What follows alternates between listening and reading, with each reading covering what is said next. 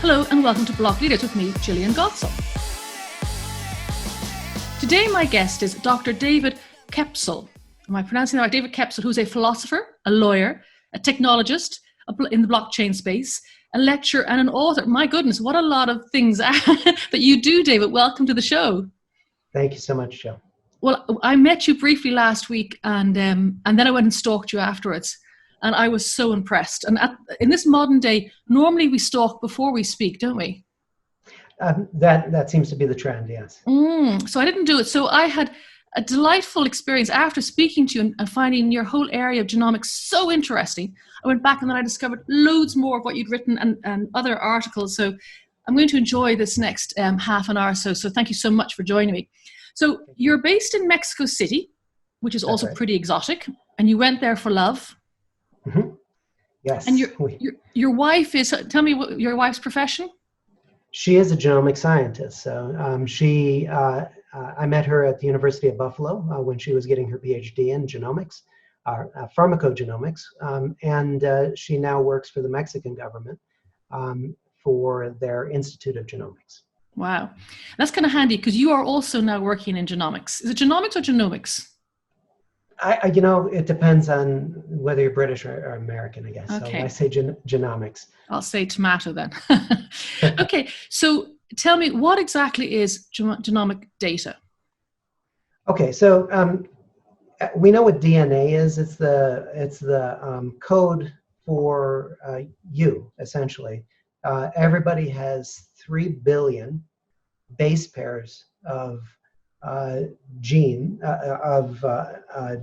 their DNA. So what that means is that there are these molecules that tie together into DNA, which is the strand that defines all of the characteristics for your functioning.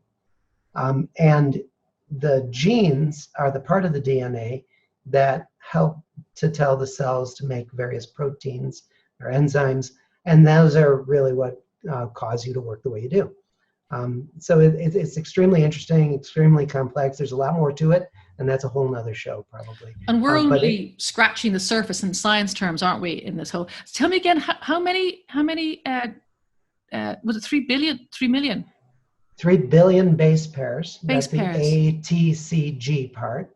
But there's only about 20,000 genes, and the genes are the stuff that we think are most important for doing things that keep you alive and help you to function. Okay. But there's also lots of other information in there that we're trying to understand what it's about. So that's a big project in science right now, is understanding the rest of DNA, which is not necessarily genes. When was the first genome sequence? Wasn't there a big, was that a period? When did that happen? Yeah, so it was announced in the end of the last millennium. So in 2000, the Human Genome Project, combined with a private version, announced the completion of the mapping of the human genome. And really what that was, it was a multi-billion-dollar effort to try to figure out the broad landscape of our genes, this map. But since then, we've been trying to hone in on that information and understand more in depth about what the individual genes do and all that space in between genes as well. Okay.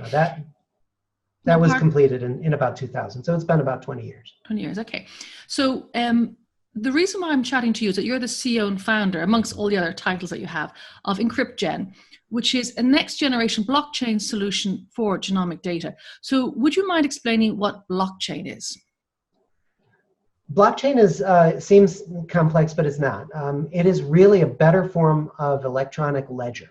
That's all it is. It's record keeping with some guarantees that the entries in the records we're keeping can't be changed without us knowing, and ensuring that there's a way for us to understand who has entered various entries in that ledger.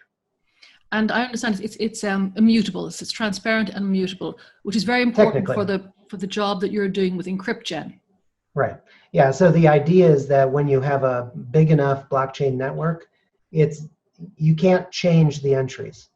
And in order to create a new entry, you have to get consensus in the network.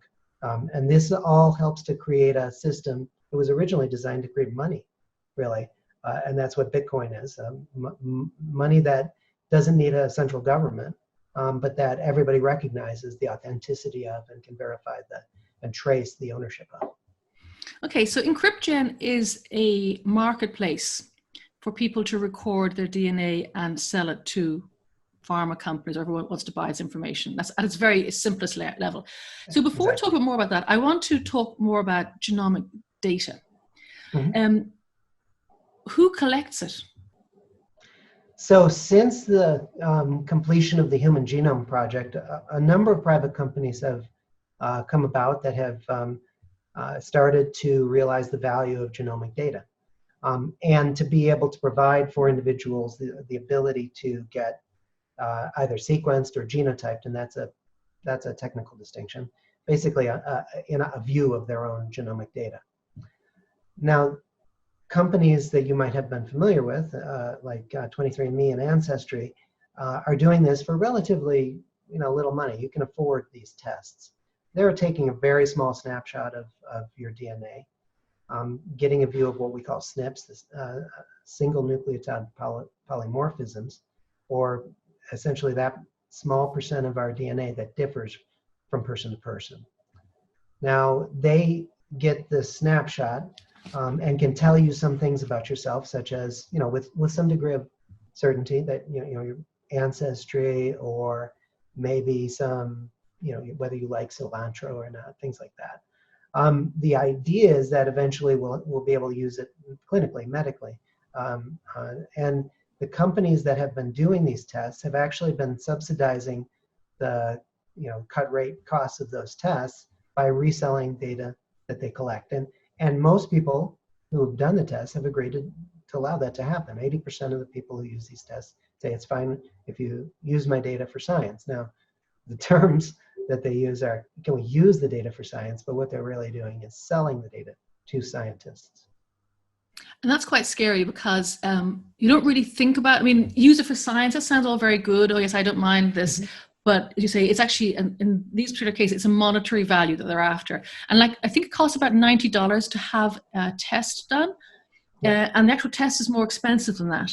But how many times can they sell that DNA? So you pay $90, it's a loss leader for them, but how many times might they sell that data on? So, yeah, studies that we've read show that most people who have had their data sold by 23andMe have had it sold about 200 times or used about 200 times. Now, some of those transactions might have been free. We don't know. It's a private company, so we don't have real transparency into those transactions at all. And that's another reason we use blockchain and want to provide an alternative. Transparency is something blockchains give you. And this is a largely a regulated market, isn't it? There's not too many rules in here. Is it the Wild West? No, there's not. In the U.S., we have HIPAA, and in the EU, there's the GDPR. But under both those regimes, de-identified genomic data can be used for research and without limitation, as long as you've gathered the data with proper consent. And that's all you need to do. And that's what's happening. So, people are giving consent to have their data reused for science, and it gets resold as many times as the companies want. And people don't have any transparency into that. It sounds quite innocuous. It's just data. Just data. It's not my actual genes that you're interfering with. It's not a CRISPR project. Right. So it sounds kind of innocuous, but it's not really, is it? It's a bit complex. This is where your philosopher understandings and legal too as well will come into form. So before we go into some of those other aspects, give me an idea of the size of the market. Well, we calculate, again, we have to reverse engineer this based upon transactions we don't have full transparency into. But we think there's been about $500 million worth of transactions of genomic data in the past decade. So there's 25 million people who've had their genomes genotyped by these commercial companies. And $500 million worth of sales of that data. That's a significant market. That's pretty, that's pretty. And the vast majority of people who do it is like Ancestry.com it's to trace their ancestry, and you see it like, what nationality are you, what parts are you, and it's kind of like a fun thing. Is that the same test that's used for DNA, or is that a different for paternity issues? Is that a different test, or is that the same? I'm sorry, for which? I beg your pardon, for paternity issues? No, it's not. So you don't need that depth of testing for paternity issues. There's much simpler tests available. So that's a separate issue. It is a separate issue, but yeah, what we call this market, and it's really properly called recreational testing, because, as I said, we hope someday this becomes clinically useful, and we're trying to develop the science to make it so, largely based upon the current market. That's why companies and scientists are buying the data to develop some clinical uses for testing. Isn't that a recreational market? That's such a bizarre term. I mean, it makes sense, such a bizarre term. There's big money involved here. So what are the big pharma companies who are the biggest buyers, I understand? What are they doing with this data?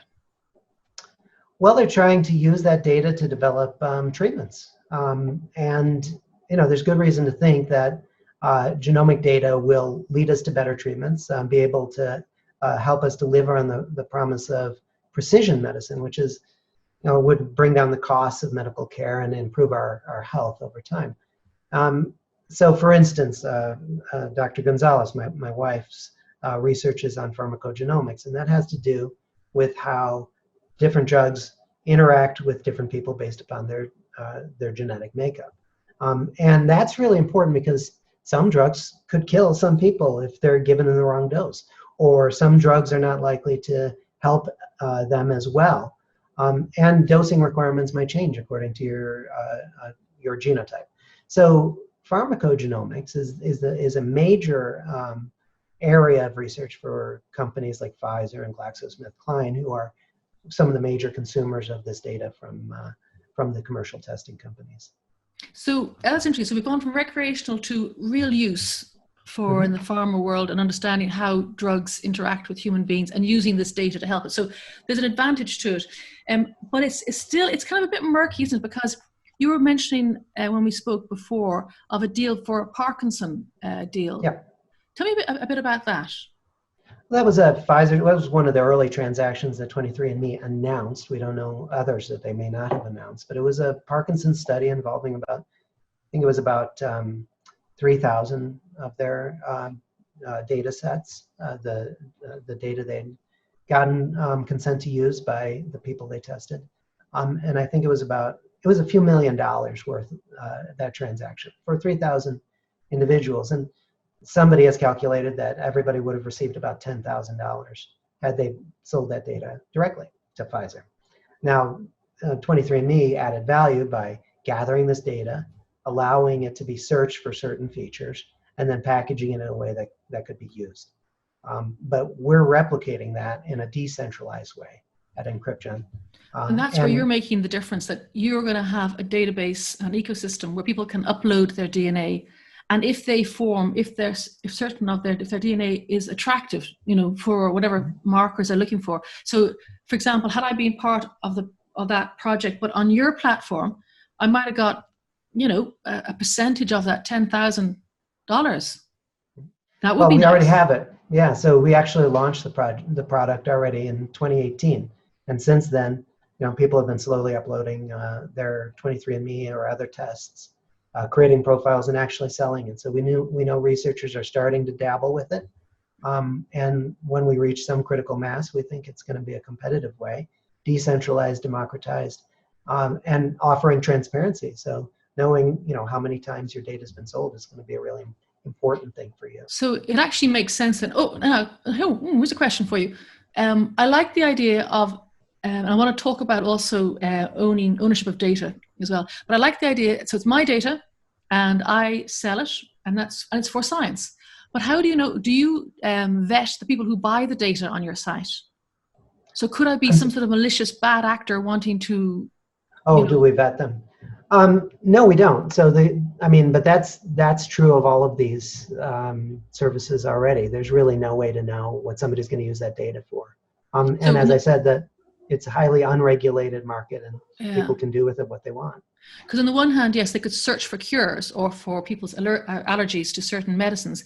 They could also, if you're going to wage war in a continent, and you can maybe look for something that might be like a gas that might be poisonous to a local population and not to the incoming conquering army. Ooh, that's a bit scary. So do you think there will be laws coming down the track? Is that something that's going to happen, do you think? There are already laws that protect people to some degree in the way that data can be used.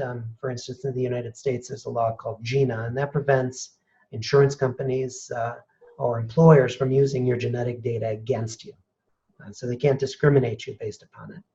But in our marketplace and in the other services, what is most important is de-identifying the data. So stripping away any identifying characteristics or information like name, or even address or geography, so that when the data is used in science, there's less of a chance of re-identification of the individual.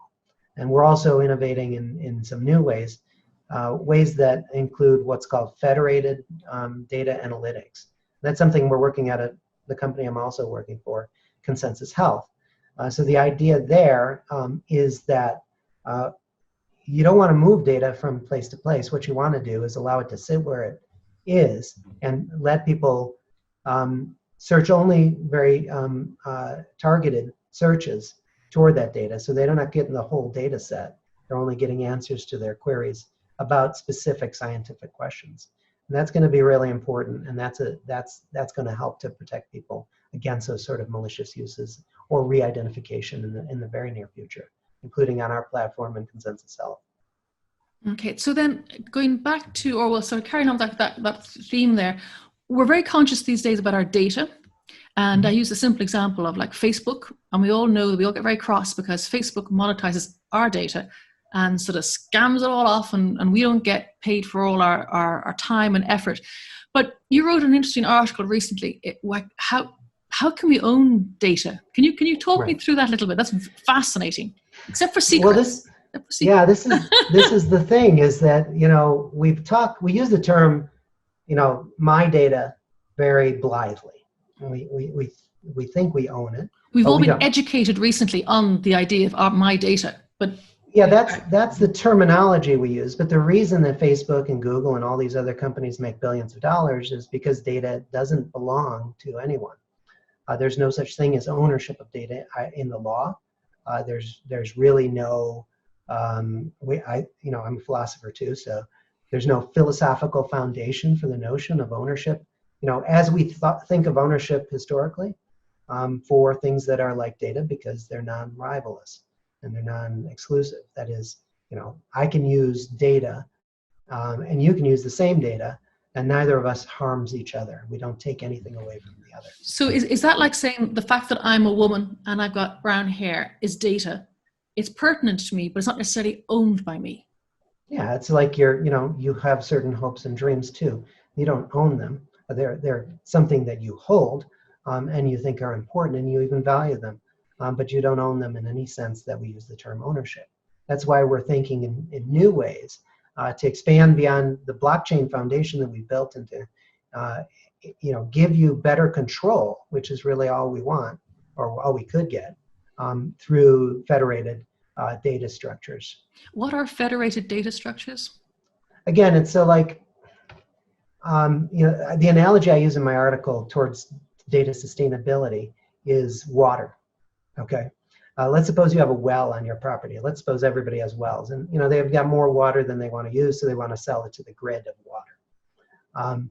Well, I can do that if I have good connections among all of our wells, and I come up with ways to tap extras in any reserve without impinging upon, without going on that property and extracting the well water myself.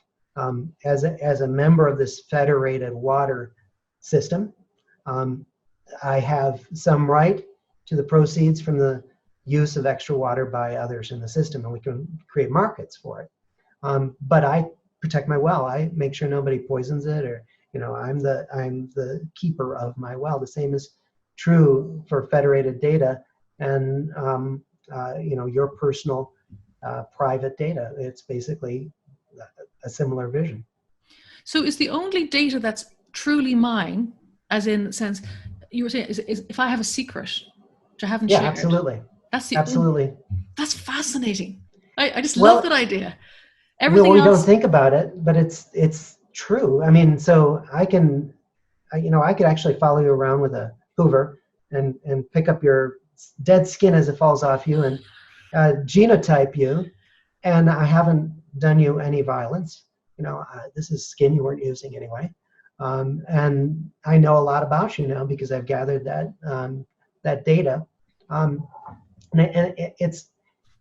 it's inconceivable how under current legal regimes that talk about property and ownership, which have existed, by the way, for, in some cases, thousands of years, that we could confer something like ownership to this data which sloughs off us every day. It's mad. So going back now to the project, you were saying that in the future, our genomic data may be used as part of our everyday medical well-being, because we can look for markers. Are we susceptible not only to drugs, whatever, but maybe heart conditions or different illnesses? So it should be in the future a means of doing that. But I want to ask you, in terms of ethics, and we only have a few minutes left. Tell me the story. It's a great story about the Golden Gate killer. Yeah. So there are a number of public genomic databases. In the past decade or so, people have been donating their data to be used for science, uploading their genomic data for ancestry, hobbyists, and other sorts of uses like that. These data sets are now freely available for anybody to search. And again, they're usually de-identified, but to make them useful, there's usually some quantity of information that helps us to figure out, if we want, who that person is, if we really dig deep enough. Well, law enforcement has figured out you can use these free public resources to find killers or suspects in cold cases. And the Golden Gate killer was an example recently where a public database was searched, and they found not the killer himself, but relatives of the killer who had made their data available in public databases. And they were able to figure out that they had a DNA sample from the killer, and he existed in no other police database, but they found the killer through this, detective process. And most people don't realize that, when I do a test, if I upload my de-identified data, that it might help somebody track back to one of my relatives. It's a whole can of worms, isn't it? What happens if the relatives decide to sue for the person who put up the data, saying, I didn't want my data on that public database? Class action suits. Yeah, I don't see that happening again, because you don't have a privacy right in that, and you don't have a property right in that. But it's certainly something we should start thinking about. Yeah, no, 100%. I have to say, David, thank you so much for your time. It's gone so quickly. Oh my God, so quickly. But I would love to talk to you again. I will be talking to you again, actually, very soon. But thank you so much for your time, for explaining a little bit about genomes and genomic data and your project, the EncrypGen. I think I might consider putting myself up there, maybe making some money from my DNA. That'd be kind of cool. Yeah, our users are already doing that. So yeah, no, I will. Us. Thank you. Thank you so much. My guest today is Dr. David Koepsell, philosopher, lawyer, technologist, lecturer, author, all-round good guy living in Mexico City. Thank you so much for your time today, David. Thank you.